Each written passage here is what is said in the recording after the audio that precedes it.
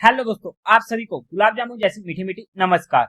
और उसी के साथ आप लोगों का स्वागत है मार्केट के पैचअप या ब्रेकअप शो में। आज के दिन हम स्टडी करेंगे एक तो हमारी मार्केट को कैसी रह सकती है, कल के दिन मार्केट की नीयत और वहां पर क्या इंपॉर्टेंट लेवल्स निकल कर आते हैं। और उसी के साथ साथ होने वाली कल के दिन बैंक निफ्टी के एक्सपायरी एंड कल के दिन किसी भी आईपीओ की क्लोजिंग नहीं है, तो वहां पर हमारे पास कल के लिए कोई भी आईपीओ अप्लाई करने के लिए नहीं है, क्योंकि किसी की भी फाइनल डेट नहीं है। और उसी के साथ साथ होने वाली है दो आईपीओ की लिस्टिंग, जिसमें से एक होगा Braj iron and steel IPO and second होगा डाइंस्टाइन टेक एसएमई आईपीओ। तो वहां पर क्या रहेगी लिस्टिंग स्ट्रेटेजी, उस पॉइंट को भी हम कवर आउट करने की कोशिश करेंगे। अगर हम सबसे पहले आज के दिन का एफआई और डीआई डाटा चेकआउट करते हैं, तो वहां पर डीआई ने 640 करोड़ 8 करोड़ की बाइंग करी है और एफआई ने 2000 करोड़ की सेलिंग करी है। नेट में फिगर सेलिंग का होने वाला है। अब अगर हम आईपीओ की बात कर लेते हैं जिनकी होने वाली कल के दिन लिस्टिंग, यानी कि Braj iron and steel and डाइंस्टाइन टेक एसएमई आईपीओ। पर्सनली मुझे ब्रज आयरन का आईपीओ अलॉट नहीं हुआ है और डाइंस्टाइन का मैंने अप्लाई नहीं किया था। बट अगर मैं ब्रज आयरन में अपनी लिस्टिंग स्ट्रेटेजी की बात करूं, अगर ये आईपीओ मेरे पास होता तो जैसी ये आईपीओ लिस्ट होता 50% क्वांटिटी को मैं इमीडिएट बुक करता और बाकी 50% क्वांटिटी को मैं पहले 15 मिनट या 1 घंटे के लो पर ट्रेड करने की कोशिश करता। ये होने वाली थी मेरी इसमें लिस्टिंग स्ट्रेटेजी अगर ये आईपीओ मेरे पास होता। बाय द वे, जिन भी लोगों को ये आईपीओ अलॉट हुआ है उन सभी को कांग्रेट्स और वीडियो को लाइक जरूर कर दीजिएगा।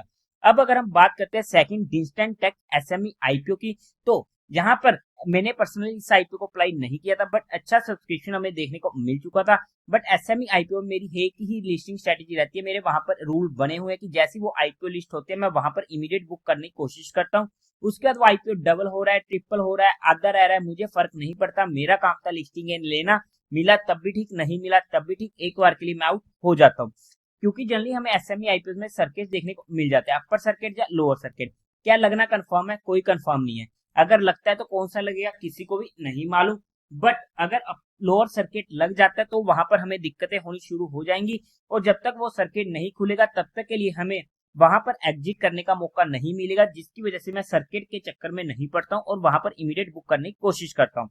बट ये मेरी लिस्टिंग स्ट्रेटेजी होती अगर ये आईपीओ मेरे पास होते, तो आप लोग एक बार अपने रिस्क मैनेजमेंट को देखते हुए अपने फाइनेंशियल एडवाइजर से कंसल्ट करके कोई फाइनल एक्शन बनाइएगा। अब अगर हम मार्केट की बात करते हैं तो उससे पहले आप लोगों को म्यूचुअल फंड में या इंश्योरेंस सेगमेंट में किसी भी तरीके कोई भी हेल्प की रिक्वायरमेंट है या आप लोग चाहते हो कि being a mutual fund distributor हम आपका पैसा मैनेज करने में आपकी हेल्प करें, तो आपको डिस्क्रिप्शन में मेरा नंबर मिल जाएगा, आप मुझसे कंटेक्ट कर सकते हैं।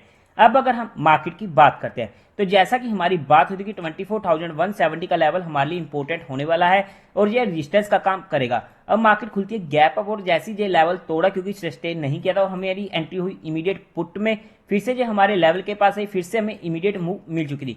मतलब कि दो ट्रेड्स हमें हमारे लेवल के अकॉर्डिंग देखने को मिली जहां पर हमें अच्छा मुनाफा हो चुका था। अब अगर हम कल के लिए मार्केट की बात करते हैं तो हमारे लिए इमीडिएट रेजिस्टेंस रहेगा 24,200 का। जब तक मार्केट इस लेवल को क्रॉस करके ऊपर की साइड सस्टेन नहीं करती है उसके बाद ही नई मूव देखने को मिलेगी।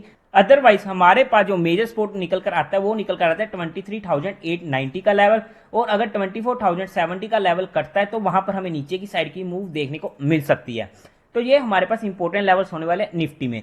बट किसी भी सिनेरियो में हमारा स्टॉप लॉस 30 पॉइंट से ज्यादा का नहीं होना चाहिए। अगर बाई चांस हमारे ऑपोजिट ट्रेड जाते तो वहां पर हमें ज्यादा लॉस ना हो। अब अगर हम बात करते हैं बैंक निफ्टी की, तो वहां पर हमारे लिए जो इंपॉर्टेंट लेवल निकल कर आता है वो हमारे लिए होने वाला है 52,400 का लेवल, और अगर 52,000 का लेवल कटता है तो वहां पर हमें नीचे की साइड की मूव देखने को मिल सकती है। ये हमारे लिए रेजिस्टेंस का काम करने वाला है। बट अगर इस लेवल को काटा तो वहां पर भी हमें शॉर्टिंग का मौका मिलेगा। जिस तरीके से हमारे पास निफ्टी में 30 पॉइंट का स्टॉप लॉस होता है उसी तरीके से हम बैंक निफ्टी में 50 पॉइंट का स्टॉप लॉस लेकर चलते हैं। बट हमने यहाँ पर किसी भी तरीके कोई भी इन्वेस्टमेंट टिप या एडवाइस नहीं दिया है, हमने सिर्फ चीजों को education and learning perspective study किया है। फिर भी आप लोगों को कोई भी काम करना हो, कोई भी एक्शन लेना तो एक बार अपनी फाइनेंशियल एडवाइजर से कंसल्ट करके ही लीजिएगा। तो देवी और सज्जनों, उम्मीद है आप लोगों को ये वीडियो अच्छी लगी होगी, तो इस वीडियो को लाइक कीजिएगा, शेयर कीजिएगा और साथ ही साथ चैनल को सब्सक्राइब करें। हर हर महादेव।